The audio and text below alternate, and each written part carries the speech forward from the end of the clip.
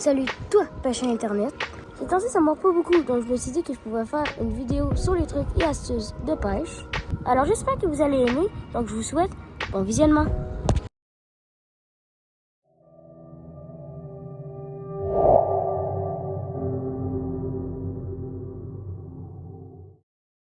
Le brochet est un poisson que j'apprécie beaucoup. L'attaque est forte et il est très combatif. Je connais une technique pour éviter de les décrocher. Quand vous épuisez le poisson à partir de la queue, il peut donner un coup de queue sur l'épuisette et se décrocher.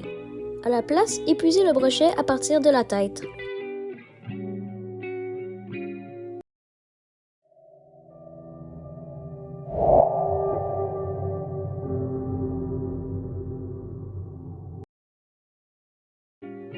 Ça vous est déjà arrivé de vous faire voler votre verre sans même avoir senti la touche?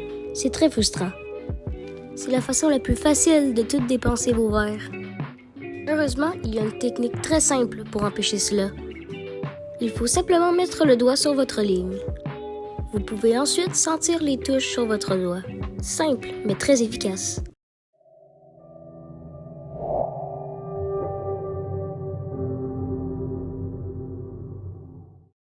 Je vais dire un exemple. Cette grenouille-là, je l'ai essayée pendant toute une journée, ça n'a pas du tout marché. Quand je me suis venue pour changer de l'heure, j'ai pris cette petite grenouille-là. Deuxième lancé, un brochet. De temps en temps, les poissons, ils ont moins faim que d'habitude. Pendant ce temps-là, ils ont besoin d'un plus petit repas.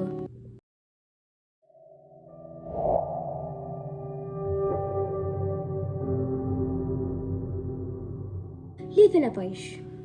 Certaines personnes hésitent quel fil choisir, mais ça dépend de la situation. Le problème avec le fluorocarbone, c'est qu'il affaiblit au soleil et il étire beaucoup. Mais c'est pas une bonne idée de pêcher avec quand on pêche dans les herbes. Le fil tressé, c'est fait en tresse. C'est le fil que j'utilise le plus souvent à la pêche. Beaucoup plus résistant selon moi et il n'étire pas. Son problème à ce fil-là, c'est qu'il résiste très peu à l'abrasion. Pour pêcher dans les herbes, je vous conseille d'avoir un fil tressé avec un bas de ligne en fluorocarbone.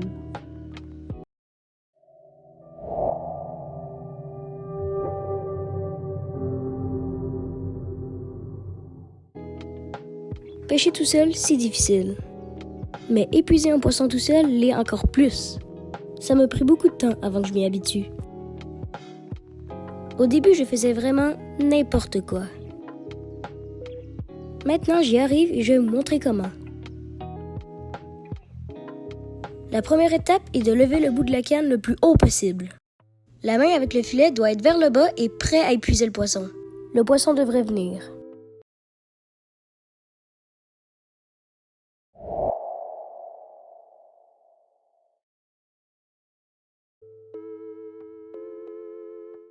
On a tous cette technique de lancer.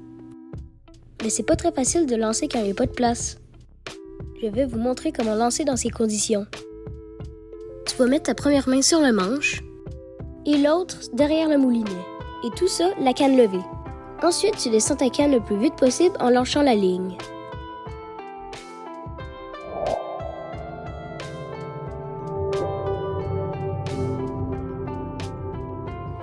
Vous avez une perruque, mais vous savez pas comment la défaire.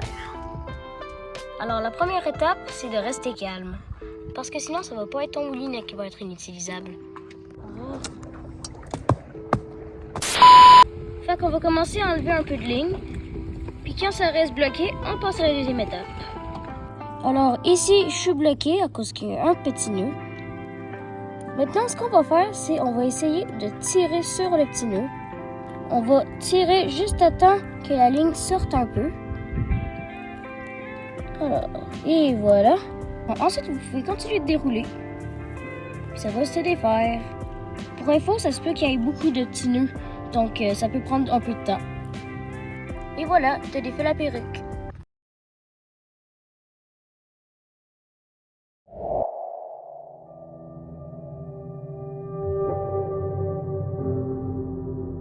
Alors, ce que je vais vous montrer là, ça s'appelle le montage texan.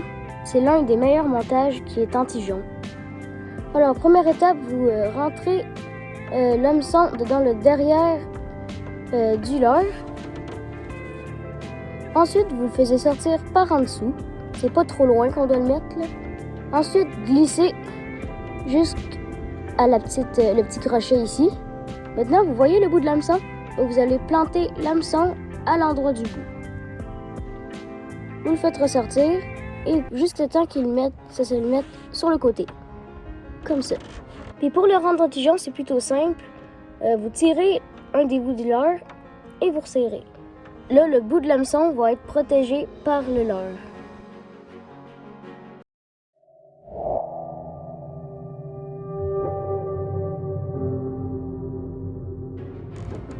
D'après moi, le nœud palomar, c'est le nœud le plus résistant et le plus facile à faire. Commencez par faire une petite boucle avec le fil et ensuite rentrez-la dans l'anneau du leurre. Moi, j'utilise un plomb. Ensuite, vous faites un nœud avec le fil. Plutôt facile. Et pour la dernière étape, vous avez une genre de boucle. Vous la faites passer autour du leurre. C'est plutôt simple. Ensuite, vous serrez. Et le tour est joué. Et voilà.